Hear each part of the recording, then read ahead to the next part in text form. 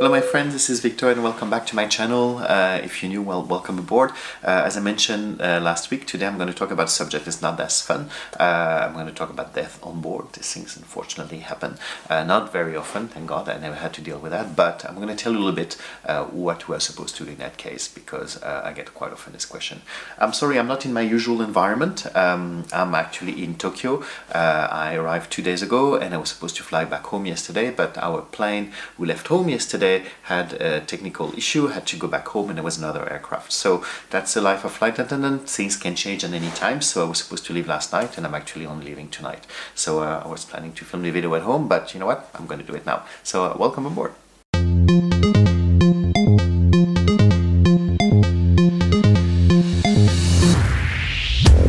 Death on board, it's actually really not a fun day for anyone. It's quite demanding for everybody, passengers and crew.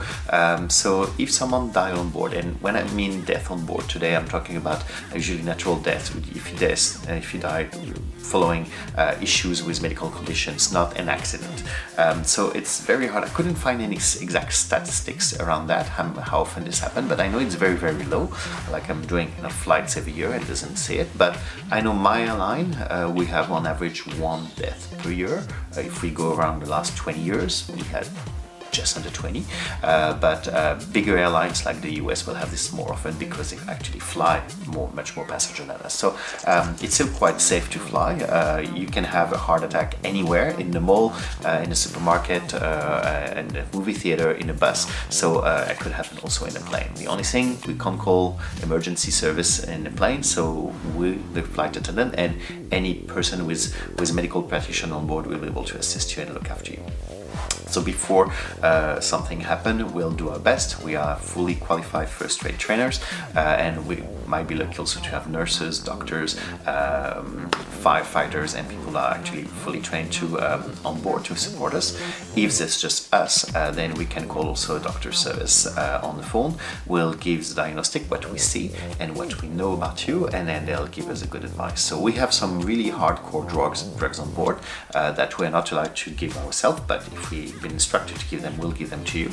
And also we've got a defibrillator on all our aircraft for long haul. So we have quite a lot of equipment to look after you. But if it happens sometime, passenger will just die during their sleep, so we have no idea. We just try to wake them up before we land, and then this time you're allowed their death. So what's happening in that case? First, we're going to do everything with respect of the person that's deceased.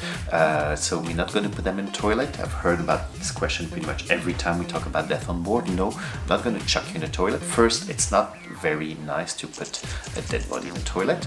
It's not really respectful. Also, because there's no more muscular strength, the person will actually slip from the toilet seat and then end up on the floor. And if you've been on a plane, you know most of the toilet door actually bifold. You push in the middle and the door is folding too, and the person on the floor will actually block the door and we won't be able to get in.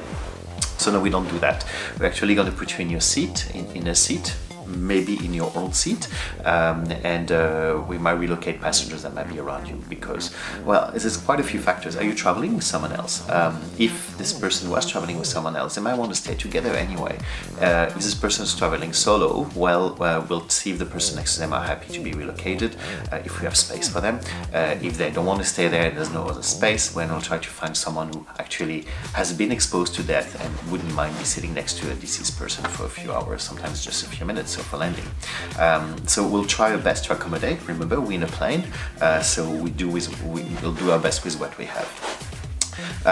On different airlines will have different procedures. On my airline, we'll be asked to put a body bag up to chest level. It's just because once a person is dead, many fluids might actually become free, or I can't remember how to say that correctly in English, but so we want to avoid that, because it's actually biohazard risk for the person sitting next to them, but also it can go in a seat and a carpet and everything. So we're just going to put a basic body bag up to chest level.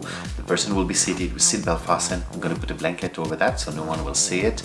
Usually we'll put a pillow and pretend the person is sleeping. We might even put an eye mask. So and we'll do it discreetly. I'm not going to carry a body from the rear of the plane all the way to business class.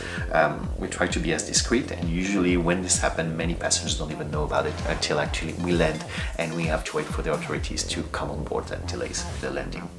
We also have in our mortality kit a small booklet which will tell us what to do and to respect different beliefs and religions, and to respect the culture of this person.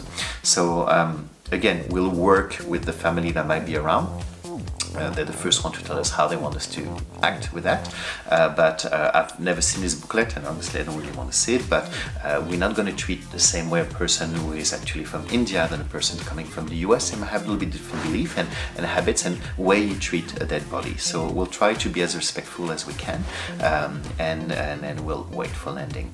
Once we've landed, any doctors that might be on board might issue their certificate, but if we are landing in the US, we need to wait for the coroner to come on board, and it will be the first one to come on board, and we have to wait until it's actually certified death before everybody can leave the aircraft. If the coroner is available and around the airport, that's great. If he's not, if he's busy 50 kilometers away and we have to wait for 2 hours, and unfortunately we don't have choices, it's a law in the US, we'll have to wait for those 2 hours. Then once the person is certified as dead, then we can start disembarkation. Of course, we'll provide assistance for anybody who needs their help, and for me it will be very important to look after my crew. So we'll have a debrief right after the flight, and then sometime dealing with death for the first time or several times can hit you within 2 hours, within 2 weeks, within 2 months or 10 months after it happened. So I'm going to monitor my crew, so make sure that the managers are looking after them. We have employee assistance program where they can speak with, but sometimes we might have to fly right after. It's quite unfortunate, but let's say death happened between home and Tokyo, and we don't have any base in Tokyo. There's only us as a flight attendant. We spend the night. Another crew will be coming today with my aircraft. If we have death yesterday and we have to fly back tomorrow or today, well, that might not be very easy for all the crew. So we'll be looking after each other, but also at a point we need to go back home, and if you don't have any spare crew, well, that's becoming quite a big issue. Again, this is not something that's happening very often, so don't be scared of flying because the death on board could happen.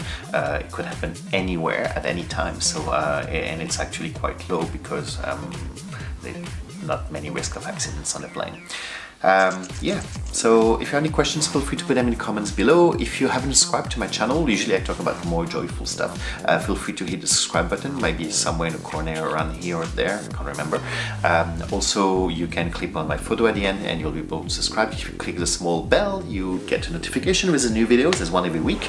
And then next week I'll go back, I'll do a follow-up on a series I started a few weeks ago. It's about 2 months ago. I talk about how to become a flight attendant, and I will talk about the interview process and everything. Now we're going to talk about training. So if you want to learn more about how we are trained and what we can do with our first aid, but also how to deliver food, you're welcome to join me next week. So have a good week and see you next time. Bye.